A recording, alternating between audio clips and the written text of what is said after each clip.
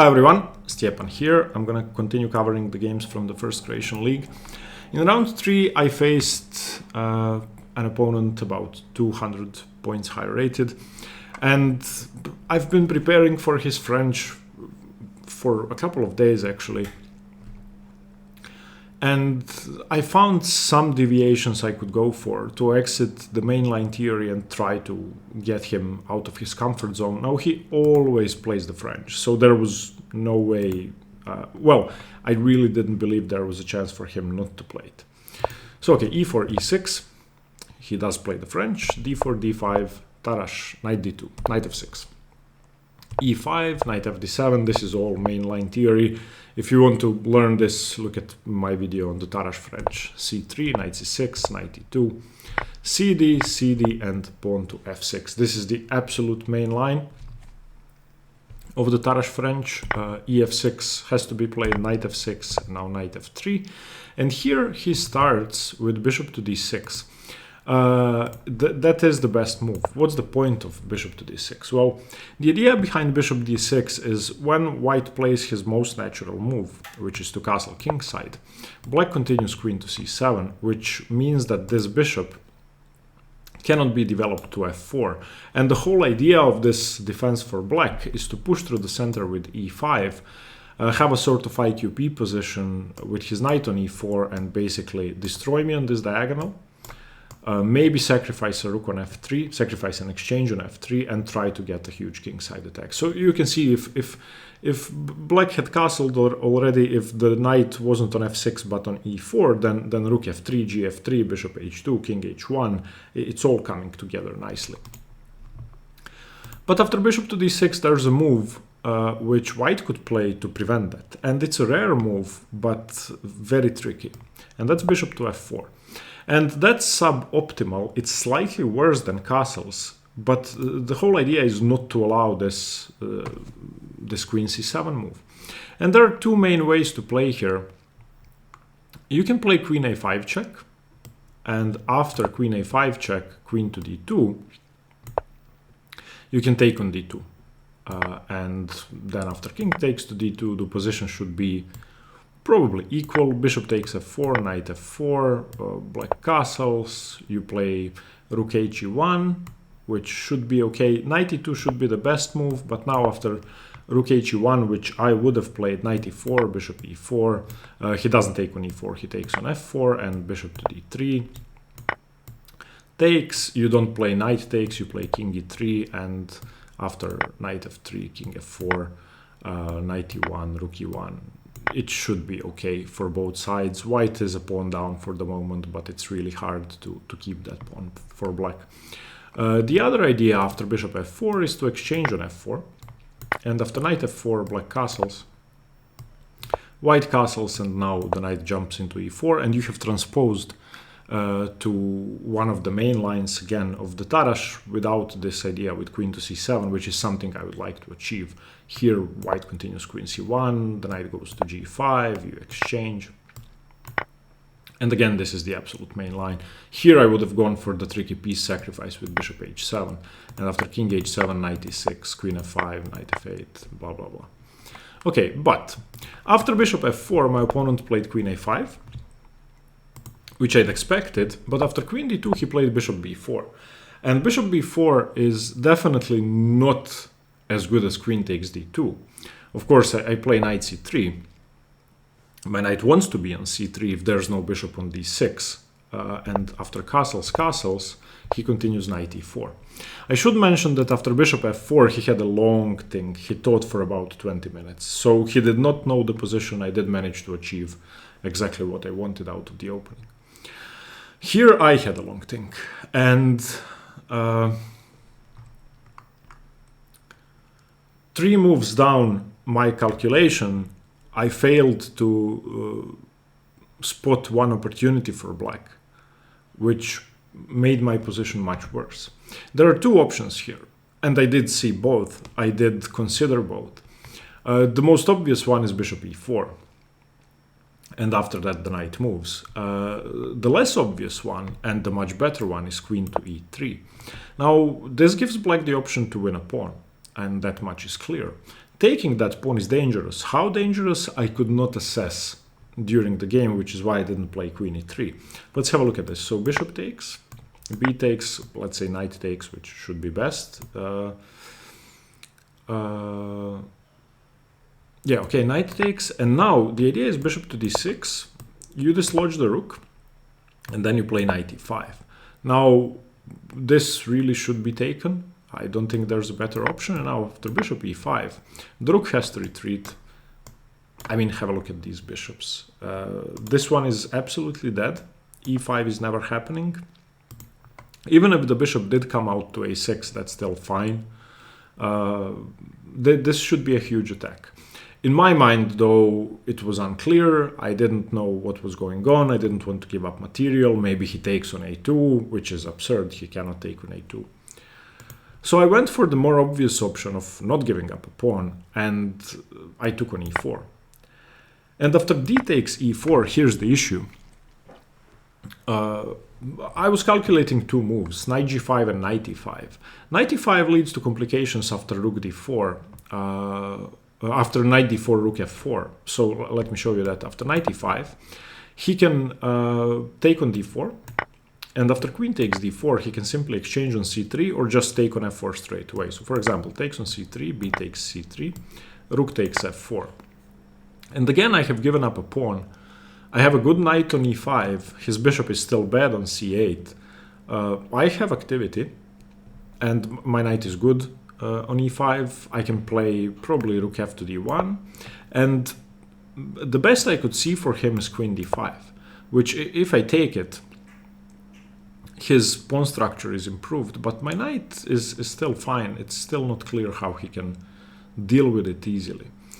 But as I said, there were two options. The other one seemed way more tempting. However, there's a problem with the other one. And in my visualization, I simply missed a resource for black, which makes this continuation bad. So I did go for knight g5, and here's the issue. Black can get a positionally much better game and a much safer king with a very simple continuation, which I never considered. And that's bishop c3. And I just... when he played bishop c3, it all dawned on me. I'm worse. How can I be worse? I had such a great position. So, okay, b takes c3, of course, and now he plays h6. And that's the whole point. Of course, that's why he had to exchange on c3 first. Let me show you that again. If after knight g5 he plays h6 now, I can simply take. And the same variations don't work. If he plays queen f5 in this position, the knight is defended twice. If he should take on c3, then I can... well, actually, it's still fine. Yeah, no, it's still okay. It's still okay. He didn't have to exchange on c3 first, because if I take... because if he exchanges and knight takes... no, he had to take on c3 first, excuse me, and queen f5 now, I can just move my bishop. But what happened in the game, bishop takes c3 first, b takes c3, h6. If I take on e4, he plays queen f5. And I have to give up two pieces for the rook, which may or may not be devastating for white. I'm already a pawn up, so that would be a rook and a pawn for knight and bishop. So he takes one of the pieces. I have to play bishop d6, queen e4, maybe throw in rook fe1 first, queen d5, and something like this. Maybe I could hold. But after h6, I didn't want to go for that. That seemed unlikely to be held successfully. So I went for the worst option. I played knight h3, and here's the issue. h6 isn't bad because I cannot take on e4, because I don't have to take on e4. h6 is bad because it allows bishop h3 and simply pawn to e5 in this position. d5 and bishop takes h3, g takes h3. And this is a very hard position to play. Regardless of the continuation here, I'm going to be worse for the rest of the game because, well, most importantly, because his rook always has the f3 square, which means that I'm going to be suffering and I'm probably going to get mated. if I'm not careful. Okay, knight e5, bishop e5. I had to trade that off, knight f3 was threatened. If there was no pawn on e4, we're talking. Okay, queen e5, rook e1, rook e8, king h1, rook f3, rook g1. I really cannot play rook e3 in this position. That would have been even worse. So rook g1, I'm just going for counterplay.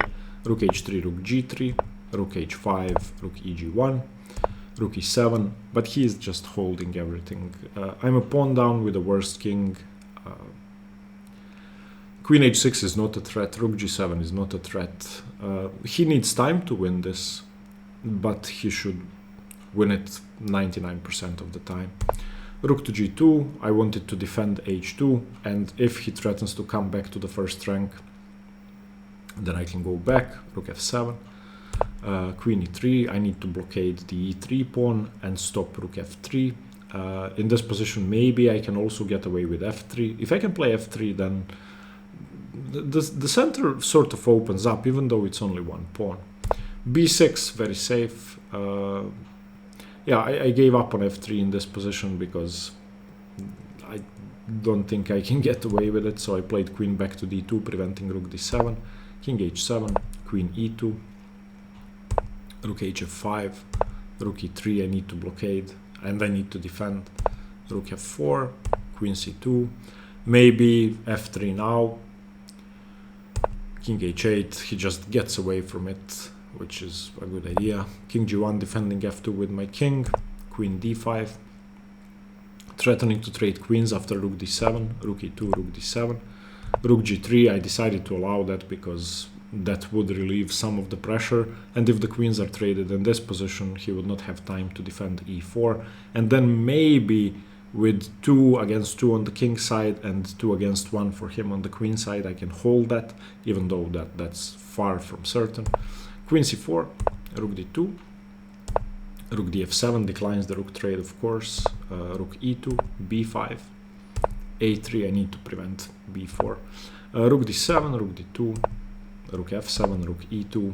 We are repeating, but we are really not repeating. This is, we get an additional 30 minutes after move 40, and he was low on time, so he just wanted to get to move 40. This is move 40. a5, rook d2. I really have no way to make progress. Queen c5, rook e3, and this was actually a trap. I said, of course, he can take on f2 if I play rook e3 because my rook is pinned. But I thought with queen e4, maybe I could get some activity because I get to play rook d8 check. This was, of course, not threatening at all. So rook e3, rook takes f2. At least I complicated the position. So rook d8 check, king h7, queen e4. He really has to block with rook f5. I don't think g6 is a good move. If he plays g6, I believe I can simply play queen e8 and complicate the position enough. So rook f5, rook d4, I need to block this queen and prevent the pin. He plays g6 here, I played rook g3. He took on a3, which doesn't have anything to do with the position, I'm losing anyway. Rook d1, I need to prevent queen c1 check and queen a2 check, but queen a2, queen f2 check, but queen c1 is more devastating because it's mate. So queen a2, queen c6, queen f2, king h1, g5, rook h3, and here I saw a glimmer of hope. I mean, if I can take on h6, then ooh, okay. He played rook 7 to f6, and believe it or not, I thought I was winning this position for a brief second. And then I played rook d7 and resigned. That's just... The problem is, I thought I was winning because I thought, okay, king to g6 is the only move, and then I play queen e8 check, and that's mate. That should be mate, eventually. But it's not, because my rook is blocked. My queen is blocked by the rook. I should also mention that queen d7 doesn't work because king g6, queen e8, king g7, rook d7 check, and rook f7 defends everything. So I lost this game because in this position I just calculated incorrectly. So my calculation was bishop e4, d4, knight g5. Great, I'm going to take on e4, and I completely missed h6 and bishop c3 and queen f5 to pick up one of my pieces. I missed queen f5, and that's it. That's why I lost the game. I got a much worse position. It all worked for him. The fact that my knight was on h3 afterwards with e5 and bishop h3 just gave him a very pleasant position. Not much to say about this one. I mean, I deserved to lose. He crushed me. He absolutely blew me off the board, even though I got exactly what I wanted out of the opening. Thank you. Hope you got something from this one. Stay tuned for more chess. Bye bye.